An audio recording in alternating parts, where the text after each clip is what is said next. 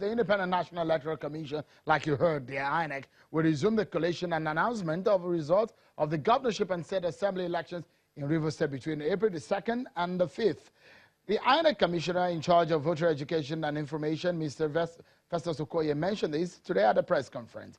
He explains that the Commission will also hold supplementary elections on April the 13th, while the issuance of all outstanding certificates of return will be concluded on April the 19th. Take a listen to, well, you have heard him, but we will try to dwell on some of these issues with the remaining time that we have on the program. I have joining me from our Abuja studio, a national commissioner with INEC, Mr. Mohammed Aruna, and beside him is Mr. Samson Itodo, an election observer. Several issues are on the table. For example, Mr. Aruna, the issues of Rivers State, there's been a lot of questions, and politicians are asking the question, the real reasons why the elections were suspended. There was a commission of inquiry into this. What did they find out? The politicians are asking questions. You have not told them, and you just decided that you're continuing with collation. What did you find out? We found out, I think this has been... Oh, okay, because I couldn't hear you. This has been explained quite a number of times by Mr. Festus Okoye. What we found out, the commission was, we issued a statement regarding both Rivers and Bauchi, the reasons why we had to stop the election, which was essentially that there was, there were problems in our INEC headquarters, that is in Port Harcourt.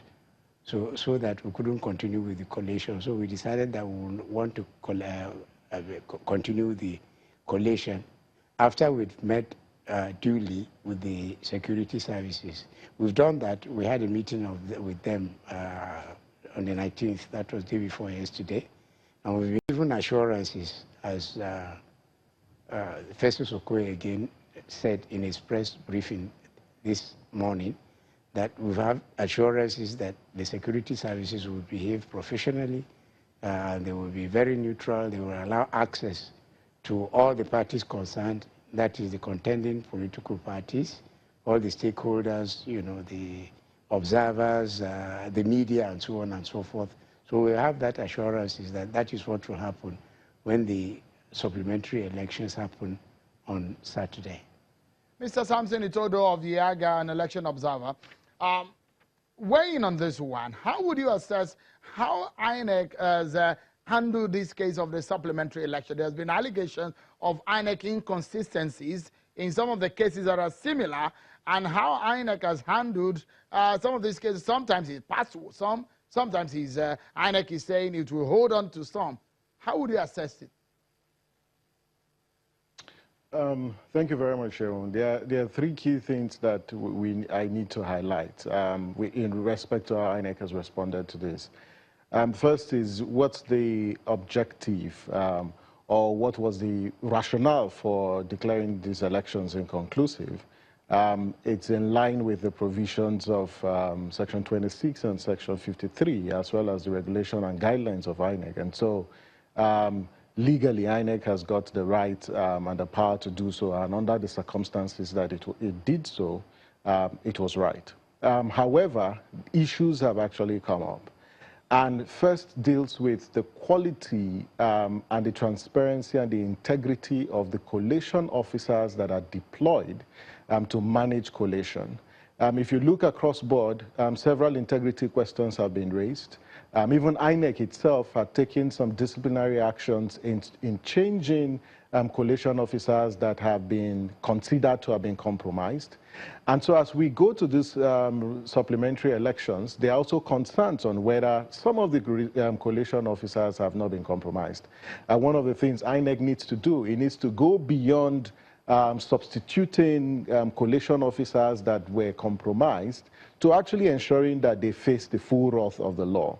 The second is also the quality. If you look at the misapplication of the electoral guidelines, and this was very significant in some cases. If you look at what happened in Bauchi with a statement issued by INEC where there was a computational inaccuracy, and it beats my imagination as to what is the quality of the collation officer or those who are involved in this election, where the figure that was supposed to be about 2,000 plus was increased to about 23,000.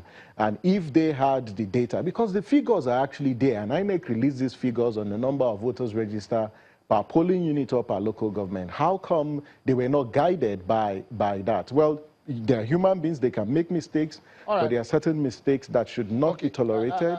The third issue...